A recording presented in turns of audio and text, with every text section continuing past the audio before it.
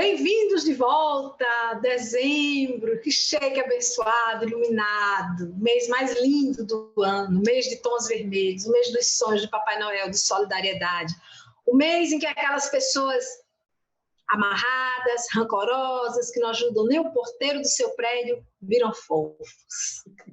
É um mês para refletir. E o tema do programa de hoje é Venenos da Palavra, escolhido pela Maíse. Bem-vinda, Maíse, de volta. Leandro, que agora voltou a ser Carraro, né? Não é mais Leandro Braga.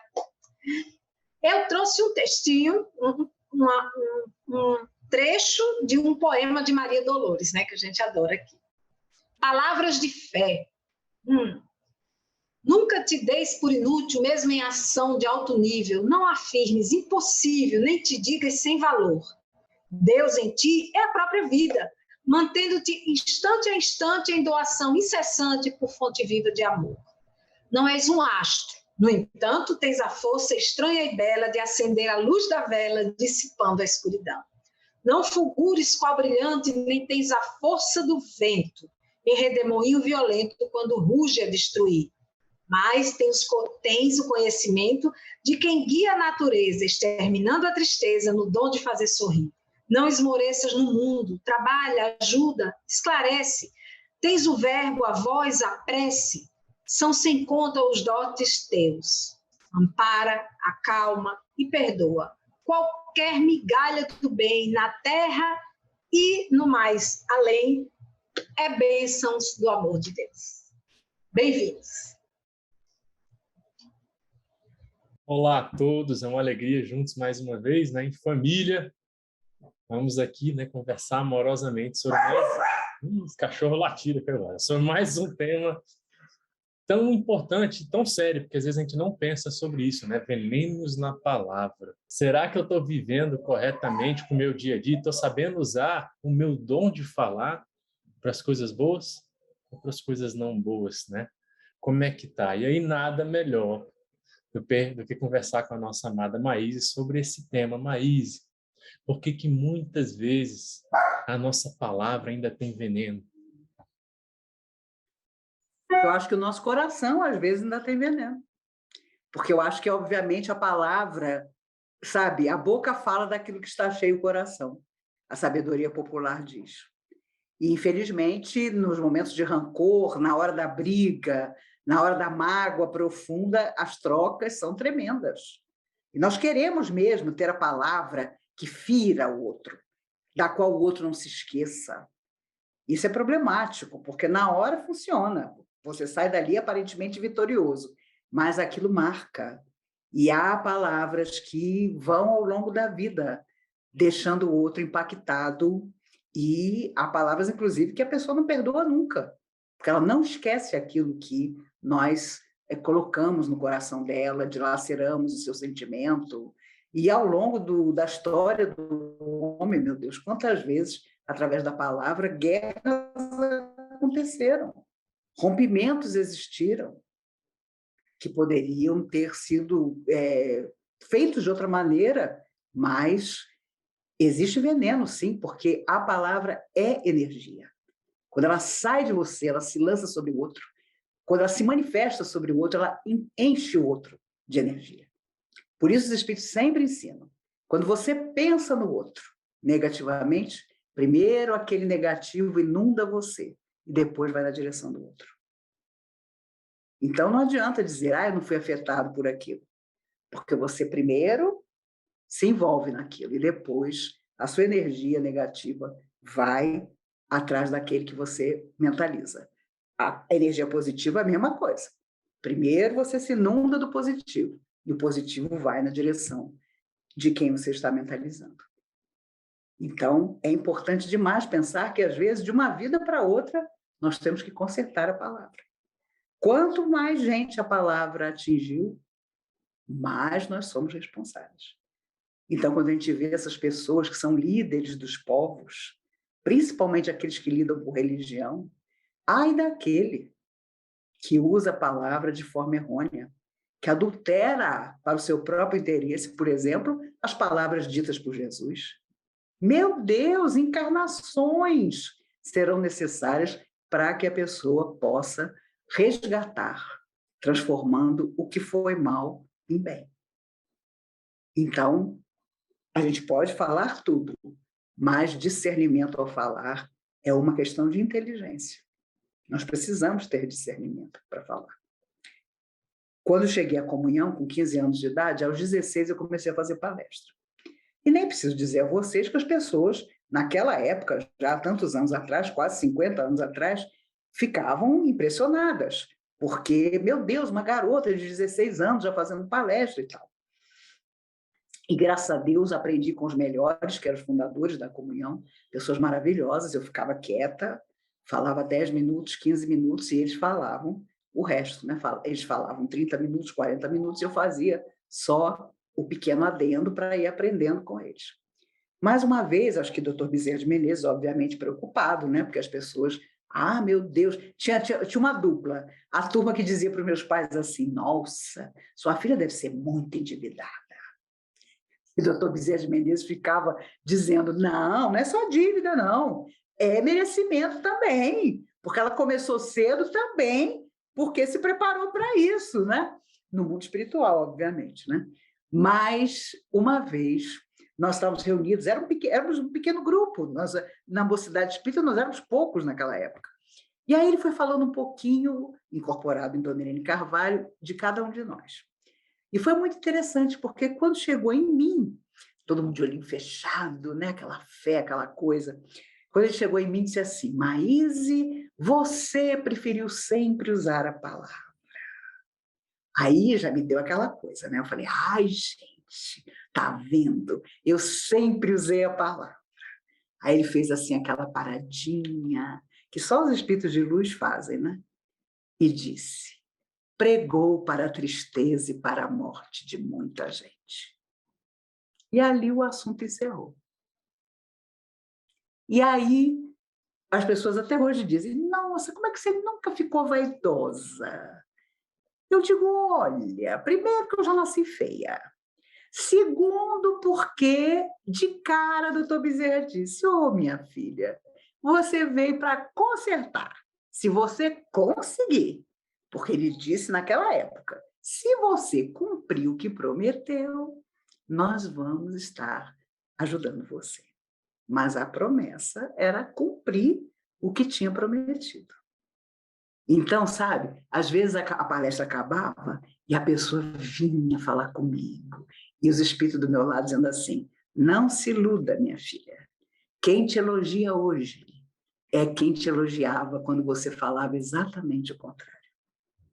Então, os amigos espirituais nunca deixam você se achar grande coisa, não, porque senão você vai longe. Você fica achando que você pode ser política, você fica achando que você pode dominar todo mundo, mandar todo mundo calar a boca, porque só você sabe. Quando algum espírito te elogiar, pode ter certeza que a coisa não é certa. Quando eu fiz 25 anos de palestra, e eu me cito, porque eu comecei cedo demais, então eu tenho história para tudo. Quando eu fiz 25 anos de palestra, eu me lembro que eu pensei assim, meu Deus, agora eu posso parar.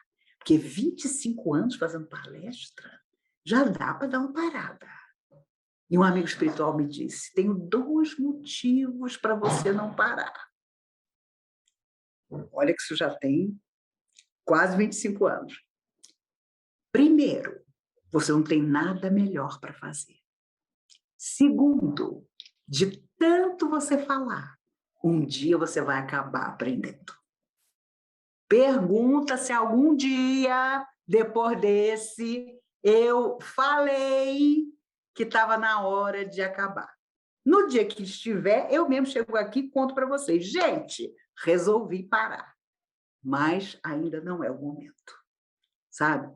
Mas imagine, o espírito podia ter chegado para mim, se fosse um espírito sofredor, né? É mesmo, minha filha, você já fez 25 anos de palestra. Não.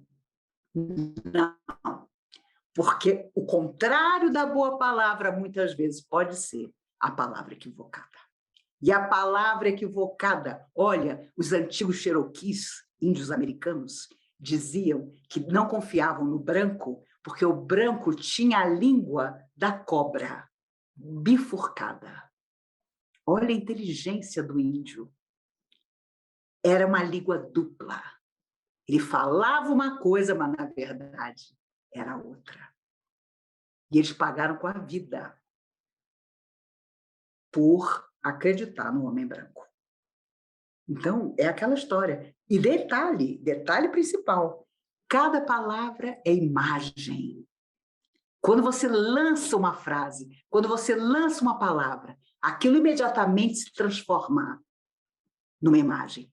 Por isso, tanta gente, depois que morre fisicamente para a Terra, no mundo espiritual, é atacado de pesadelos. Porque não consegue sair das imagens mentais que criou na cabeça dos outros, através da má palavra. Vocês pensam que isso não existe? Existe. O mentor está ali na frente, vem, meu filho, eu vim te socorrer. A pessoa não sai do pesadelo. Ela só enxerga aquilo que ela criou na imaginação do outro, através da palavra menos digna. Então, pode parecer uma tolice.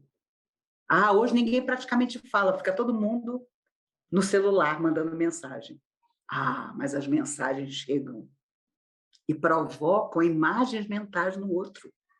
Então, somos responsáveis, sim, pelos sonhos ou pelos pesadelos que a nossa palavra cria no outro. Muito legal. O programa existe desde 2017 e a gente nunca recebeu tanta mensagem sobre abuso. Não é que eu acho que eles tenham aumentado, é que as pessoas estão falando, se expressando, colocando para fora, buscando terapia, assistindo programas, seja espírita, seja evangélico, seja católico. Então, assim, a gente às vezes traz essas perguntas porque representa uma grande multidão de sofredores, né? Uma moça do Nordeste. Tenho 34 anos, espírita desde a barriga da minha mãe. Gosto muito do programa, sempre assisto quando vou trabalhar. Sou gêmea. Quando tinha 12 ou 13 anos, fui abusada sexualmente pelo meu padrasto e ainda sofro muito por comentários de algumas pessoas. Não consigo me relacionar bem com ninguém. Sempre me saboto. Criei uma barreira para não permitir ninguém invadir minha privacidade. Não consigo ter relacionamento saudável e isso atrapalha até no trabalho. Tenho muito contato com homens e às vezes fico me questionando por que fiquei assim. Eu era uma pessoa feliz, Maís, e alegre. Às vezes até acredito que as pessoas maldosas falam que eu tenho culpa. Meu Deus. Leandro, como eu vou dizer para ela procurar terapia e fazer terapia para sempre, o que você diria para ela? Eu diria isso aí também. Mas que é, assim, qual é o grande problema, principalmente do relato de abuso quando é uma criança, né? No abuso de uma criança, normalmente existe o abuso acontece por conta da confiança. A criança confiava na pessoa. A criança tinha uma relação de confiança com aquele adulto, né? Normalmente é um pai, é um padrasto, ou é uma outra pessoa, normalmente um homem está envolvido no abuso, mas não quer dizer que também mulheres não abusem, tá? Tenho experiência própria quando pequeno, sofri por uma mulher. Então, o que a gente tem que tentar entender é que o abuso surge de uma confiança, de um laço de confiança que você tem. Então, se você tem um laço, quando você é pequeno, tem esse laço de confiança, ele é quebrado de uma maneira horrorosa, a confiança que você depositou numa pessoa, a pessoa pegou essa confiança e maltratou você, te prejudicou, invadiu sua privacidade, destruiu uma parte do seu interior, isso é lógico que a gente acaba carregando para a vida, né? Quando a gente vai crescendo, a gente perde confiança nas pessoas. Porque era uma confiança tão pura, tão simples, tão bacana, uma pessoa que entrou na família, que você agregou e tudo mais, uma pessoa que já era da tua vida desde pequeno e que aquilo toca você. Então, por isso que é importante a terapia, a conversa, colocar para fora. Porque é muito difícil trabalhar esse sentimento dentro de nós sozinhos, sem ajuda. É a gente que tem que trabalhar. No final, é a gente que vai ter que vencer. Não é o outro que venceu por nós. Não foi o terapeuta, não foi o psicólogo, não foi. Somos nós que teremos que vencer esse sentimento. Só que eles podem nos ajudar dando instrumentos e ferramentas para que nós possamos ajeitar estes sentimentos e sensações dentro de nós, a fim de mudar essa energia que ainda paira no nosso coração. Essa nossa irmã mesmo relata que ela tem dificuldade de convivência com os homens, tem dificuldade de convivência no trabalho quando a relação é com o homem também. Por quê? Porque provavelmente o laço de confiança dela está quebrado. Ela não consegue empregar confiança e permitir que essa confiança estabilize paz no coração dela, ou seja, ela vá tranquila, sem ficar preocupada com o que aquela pessoa pode fazer com ela, ou com a situação, ou com alguma coisa que ela está confiando na pessoa. Isso é algo terrível para nós. Por quê? Porque isso é um dos instrumentos que mais destrói a nossa paz interior. E se eu não tenho paz interior, eu não consigo ser feliz. Eu preciso de paz interior. Eu preciso de equilíbrio. E confiança é uma ferramenta de equilíbrio, de paz. Então, eu preciso trabalhar o meu entendimento de confiança. Isso é uma coisa que eu indicaria muito para essa querida irmã buscar. Porque provavelmente esse sentimento está muito machucado, está muito quebrado. Lá por detrás, quando ela é pequena, a confiança que ela tinha enorme naquela pessoa foi transformada em violência, em abuso, em destruição. E esse é algo que só ela pode fazer, mas ela não precisa fazer sozinha. Isso ela tem que entender. Ela pode e ela precisa e deve pedir ajuda. Ela já está aqui conversando com a gente, pedindo ajuda, show de bola, eu acho isso o máximo. Isso já demonstra um avanço enorme, porque muitos de nós, e muitos sentimentos dentro de nós, a gente ainda esconde, a gente ainda tem medo de falar, a gente ainda acha que se falar vai ser exposto, vai ser criticado, vai ser maltratado, vai ser incompreendido. A gente tem que começar a entender que não importa o que o outro vai dizer, o que importa é a intenção que eu carrego por detrás daquele pedido de ajuda. Então, que eu ofereça ajuda, que eu peça ajuda, que eu viva aquele momento e que eu pare de bloquear o próximo passo que eu preciso fazer para a minha melhora. Então, se eu fosse dizer para a nossa querida irmã e amiga, e faz parte da nossa família Braga, que ela trabalhe essa confiança, trabalhe a confiança. A própria palavra abuso já diz tudo, gente, sabe? Já diz tudo. Eu tenho uma querida amiga chegada de muitos anos que dirige a delegacia de crimes contra criança e adolescente. Gente, eu não posso contar aqui as histórias. São coisas inacreditáveis, sabe? Que a maldade é capaz de fazer. Com crianças e adolescentes de todas as idades, sabe? Meninos, meninas. São porteiros, são padrastos, são pais, são tios. Eu me pergunto se isso sempre existiu e a sociedade fingiu e agora está atrás, sabe, dessa abertura de entender para solucionar, ou se não, ou se é coisa de anos para cá. Mas, meu Deus, isso não pode existir nunca. E o outro é quem nos causou isso, não é culpa nossa. Então, vamos em busca da felicidade, da cura para nós, embora a doença não seja nossa, sabe? Para que os nossos relacionamentos de afeto sejam os mais saudáveis possíveis, para que nós sejamos felizes, para que isso não seja a matriz da nossa vida, mas algo que nos aconteceu, inadmissível, e agora nos cabe curar e caminhar, e sermos felizes, e deixar o outro com um pesadelo de consciência, que com certeza ele sempre terá. E fazendo alusão ao tema do programa, Venenos na Palavra, uma coisa que me chamou a atenção no meio dela e de outras pessoas, ela fala dos comentários das pessoas. Então, são palavras venenosas. Você se sente culpada. Você ainda é penalizada, como se a culpa, a responsabilidade fosse sua. Entendeu? É inacreditável. E você vê isso diariamente na televisão, da pessoa afirmar que foi seduzida, sabe? Por criança. Como isso é possível, meu Deus do céu? E a gente sabe, está normatizando tudo de tal maneira, a coisa é tão diária, fica tão banal, que a gente está se esquecendo de botar a boca no trombone para que isso tenha uma solução, como sociedade. Que as famílias se revejam, sabe? Que não haja olhos fechados de pai e mãe, que muitas vezes existe, sabe? Ah, meu Deus, minha filha não me dá trabalho. Ela fica o tempo todo lá no quarto dela, no celular. Ah, meu filho é um amor. Ele fica nos jogos o tempo todo no computador. Você sabe com quem seu filho ou sua filha está conversando? Meu Deus, são histórias arrepiantes, sabe? De gente que tem 40 anos e alega ter 12 para entrar em contato com seu filho, com sua filha.